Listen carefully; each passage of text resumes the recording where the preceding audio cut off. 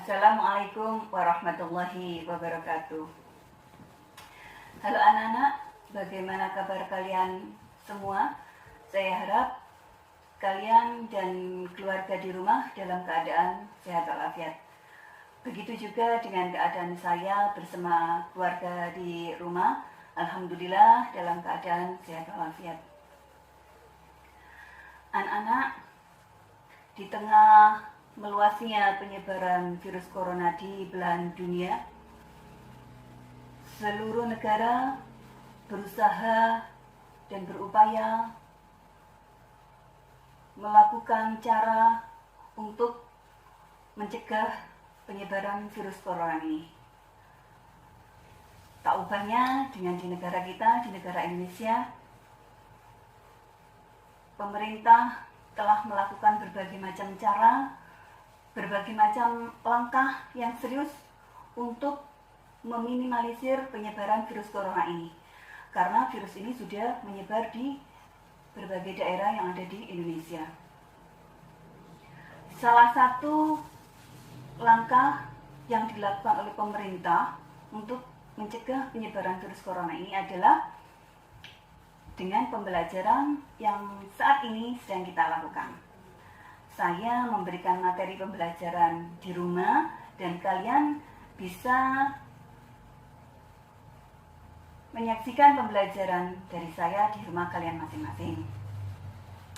Langkah yang diambil dari pemerintah ini harus betul-betul kita taati, harus betul-betul kita jalankan supaya kita semua bisa terhindar dari serangan virus ini. Di daerah Gresik sendiri anak-anak sudah ada beberapa orang yang terindikasi terkena virus corona ini.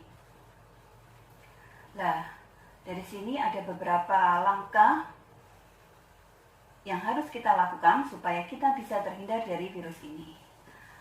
Salah satunya, langkah itu adalah menjaga kesehatan dan makan makanan yang bergizi. Makan makanan yang bergizi anak-anak ya, supaya kita tidak sakit.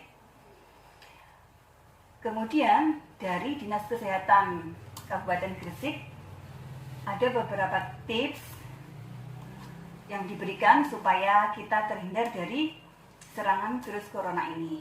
Apa saja tips yang diberikan oleh Dinas Kesehatan Kabupaten Gresik itu? Mari kita lihat sama-sama yuk.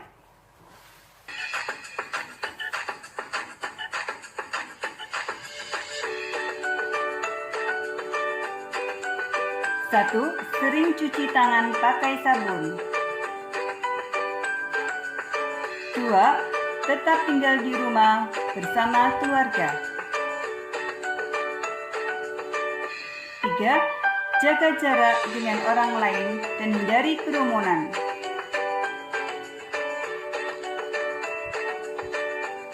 4. Tidak berjabat tangan. 5. Pakai masker bila sakit atau harus berada di tempat umum.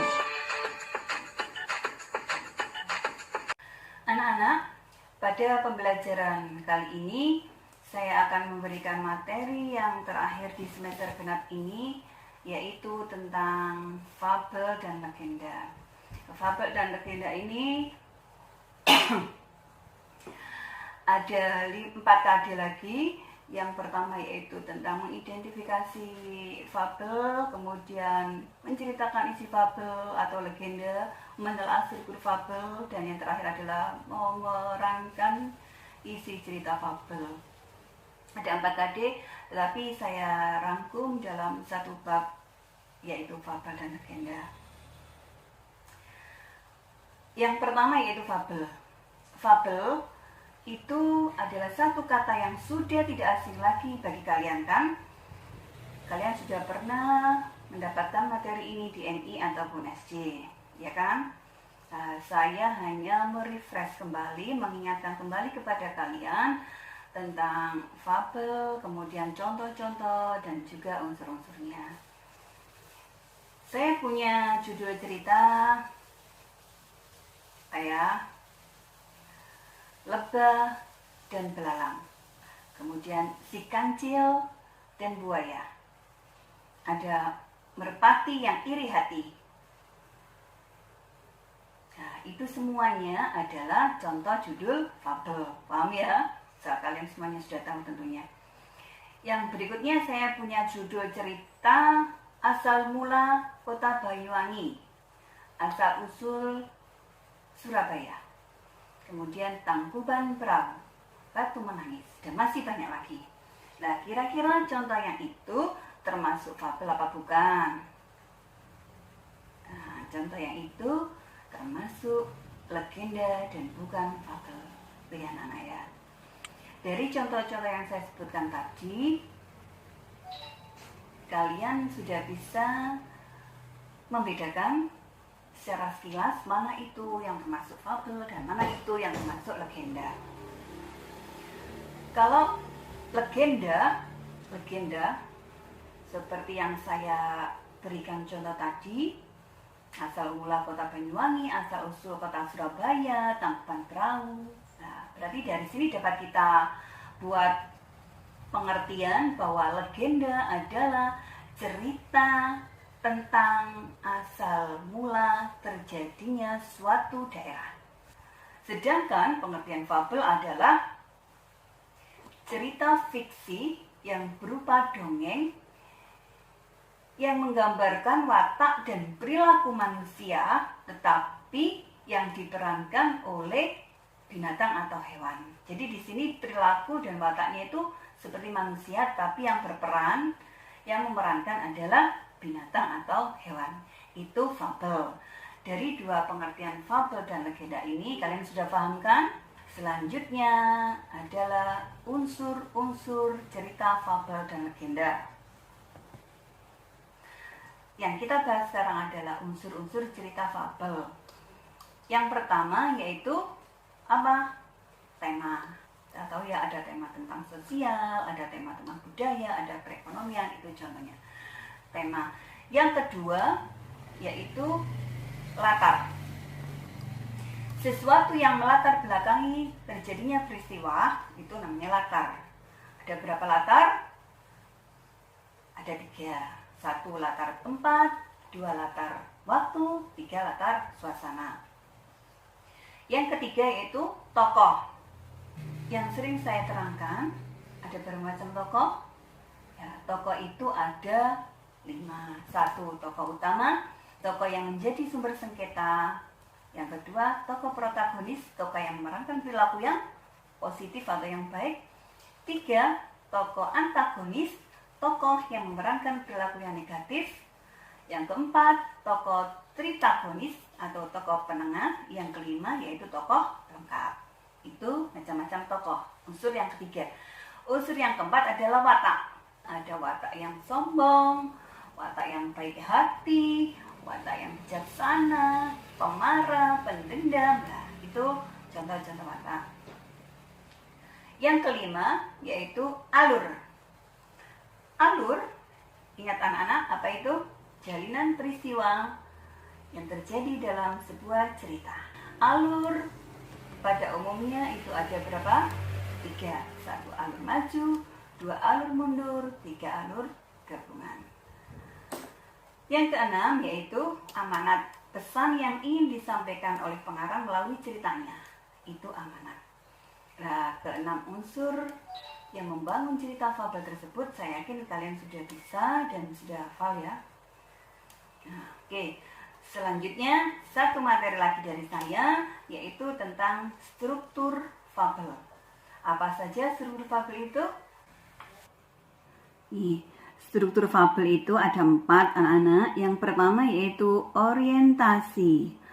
Orientasi itu bagian awal dalam sebuah cerita fabel. Isinya apa orientasi itu? Pengenalan tokoh dan latar. Latar berupa latar tempat, latar waktu, dan latar suasana. Yang kedua, komplikasi.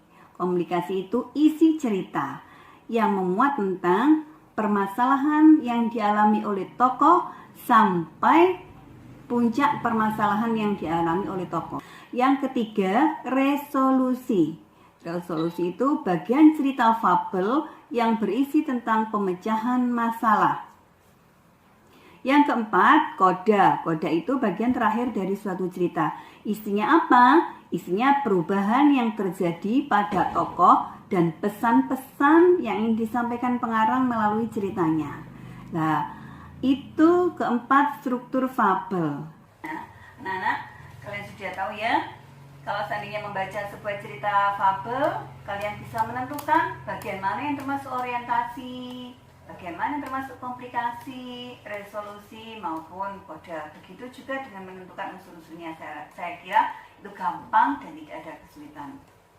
Nah anak-anak, sekarang kalian dengarkan baik-baik cerita fabel berikut ini. Gajah yang baik hati. Siang hari itu, suasana di hutan sangat terik. Tempat tinggal si kancil, gajah, dan yang lainnya seakan terbakar. Kancil kehausan. Dia berjalan-jalan mencari air. Di tengah perjalanan, dia melihat kolam dengan air yang sangat jernih. Tanpa pikir panjang, dia langsung terjun ke dalam kolam itu. Tindakan kancil sangat ceroboh. Dia tidak berpikir bagaimana cara ia naik ke atas. Beberapa kali kancil mencoba untuk memanjat, tetapi ia tidak bisa sampai ke atas. Si kancil tidak bisa berbuat apa-apa. Ia hanya berteriak minta tolong. Teriakan si kancil ternyata terdengar oleh si gajah yang kebetulan melewati tempat itu.